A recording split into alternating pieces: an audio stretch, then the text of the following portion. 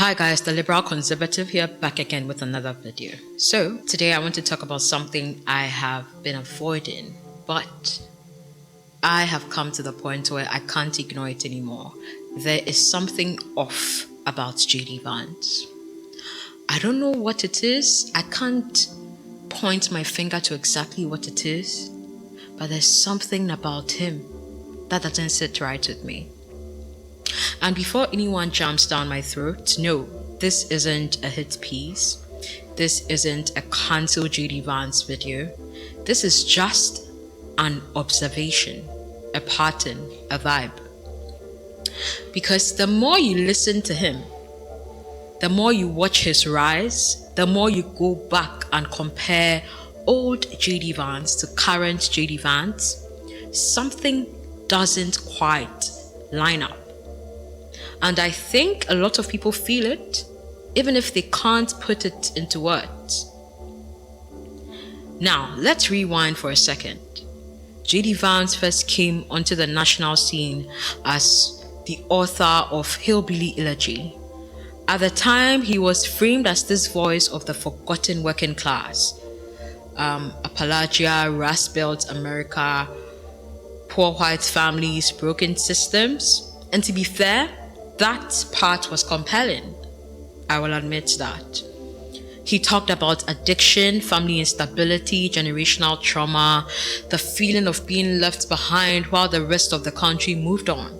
But even back then, there was a tension, because while he spoke like an outsider, he was already very much an insider. Yale Law School, elite circles, Silicon Valley connections. So right away, you had this contradiction. A man explaining the pain of working class America from the boardrooms of America's elite. Fast forward a few years, Trump enters the picture. And here's where things get interesting. JD Vance didn't just criticize Trump early on. He despised him. He despised Trump, called him dangerous, compared him to Hitler, warned people that Trump would destroy the country. Strong words, very strong words. But then something changed. Not gradually, not subtly, almost overnight. Suddenly, JD Vance wasn't a Trump critic. He was one of Trump's most aggressive defenders. Full MAGA, America first, culture war rhetoric turned up to 11. And look, people are allowed to change their minds. That's not the issue here. The issue is how complete and suddenly the transformation was, and how convenient it happened to be. Because from that moment on, JD Vance stopped sounding like someone wrestling with ideas and started sounding like someone playing a role. He seems like an actor to me. Every sentence sharper, every talking point perfectly aligned, every interview calibrated for maximum applause. It feels rehearsed. Like the authenticity that once made him interesting got replaced by something more calculated. Then there's the messaging. JD Vance presents himself as anti-elite, anti-corporate, anti-establishment. But his actual network, billionaires, tech investors, political power brokers, again, contradiction. He rails against globalization while benefiting from it, criticizes coastal elite while being funded by them, attacks institutions while climbing them. And the question becomes, is he fighting the system, or did he just figure out how to weaponize resentment within the system? There's also his tone. If you listen closely, there's an urge to it. Not passion, something colder. A willingness to inflame, to escalate, to frame everything as us versus them. Immigrants, journalists, academics, childless adults, cultural enemies. It's not just disagreement, it's division as strategy. And that's where a lot of people start to feel uneasy, because leadership driven by grievance tends to need more grievance, more enemies, more outreach. It doesn't resolve problems, it feeds on them. And then there's something else people quietly point to, something that didn't make headlines at the time but feels strange in hindsight. Erika Kirk. Erika Kirk. Erika Kirk publicly endorsed JD Vance years before he was even declared a candidate. This is not during a political campaign. This is not after an announcement, about being interested in running for president.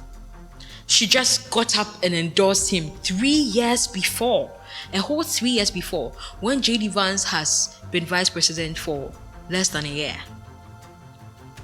And to me, I don't care what anyone says, that is not normal political timing.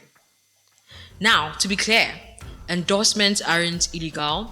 They don't automatically mean anything inappropriate. They don't automatically mean the person who has been endorsed is going to win an election.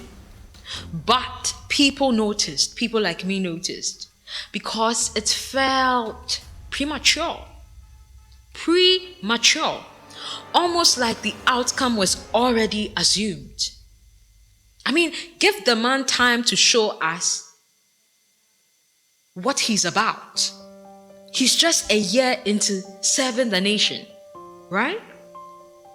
And since then, there's been constant speculation online about the nature of their relationship. No confirmed evidence, no proven wrongdoing, just questions that never really went away. And when those questions exist before the public even knows a run is coming, guys, I don't know about you, but for me, it raises eyebrows. Yeah, it does. It does. And add to that, the way JD Vance presents himself as a family values figure, a family guy, while critics quietly point out how dismissive he can sound when speaking about women, right? Including comments that some feel reflect poorly on how he views marriage, partnership, and even his own wife. Again, these are perceptions, right? These are perceptions, not verdicts. But politics is built on perception. I'm sure we all know that. And when someone builds their brand on morality, tradition, and values, people naturally scrutinize whether the private tone matches the public message. Again, none of what I'm saying proves anything. None of this proves anything. But it contributes to the same that same feeling people can't shake, that I can't shake, that most of the people I talk to can't shake, that there's a layer missing from the story we are being told. There's a layer missing from the story we are being shown.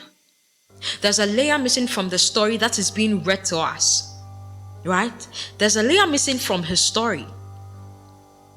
And here's the part that really makes people pause.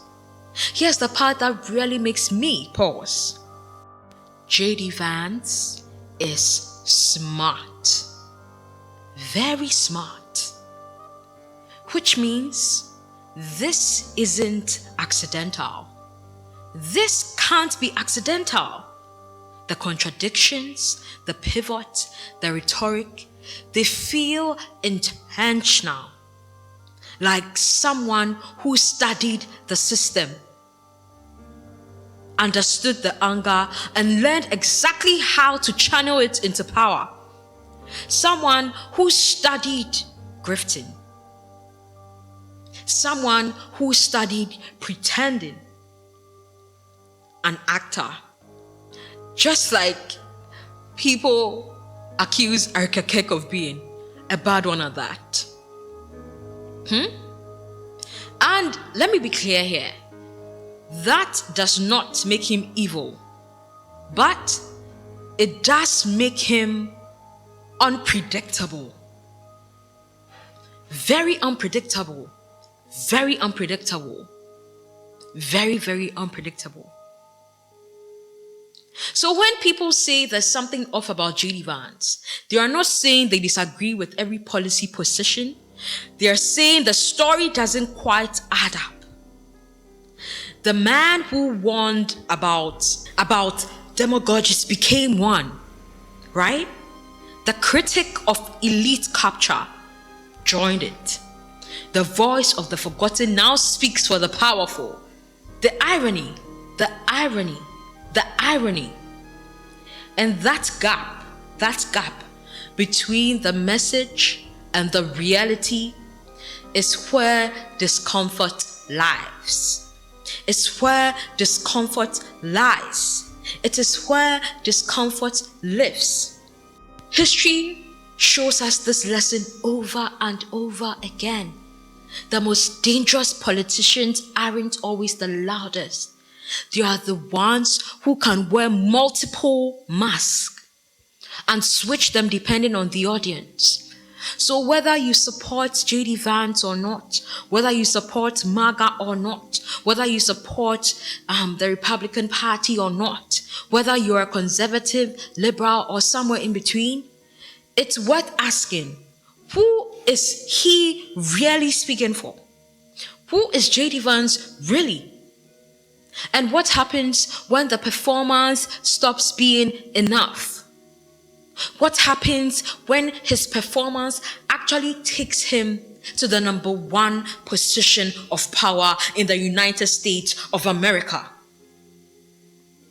Because something feels off. Something really feels off. And I'll borrow from the words of Candice and say, we don't know, but we know.